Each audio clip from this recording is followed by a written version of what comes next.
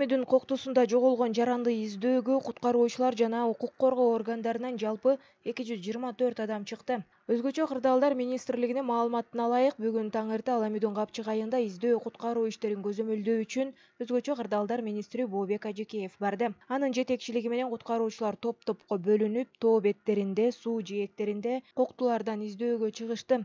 Эске салсак, 2024-жылдын 16-январында Аламүдүн капчыгайында 1996-жылы туулган адам дайынсыз экендиги тууралуу маалымат түшкөн.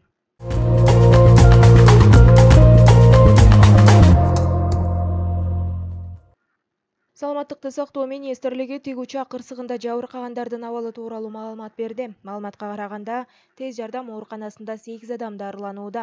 Реанимацияда жаткан 4-өөнүн 2-өө палатага которулду.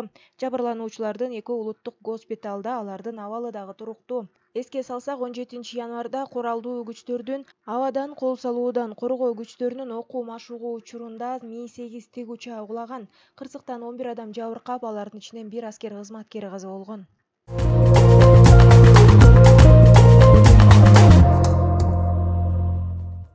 Кыргызстандын тоолуу райондорунда ашууларда кар көчкү түшүшү мүмкүн. Бул тууралуу өзгөчө кырдаалдар министрлигинин маалыматында айтылат. Ага ылайык 18-январда күтүлүп жаткан жаан-чачынга байланыштуу Кыргызстандын тоолуу райондорунда ашууларында кар көчкү түшүүсү жана кар күрткүсү күтүлөт. Жолдор тайгак болуп, муз тоңот.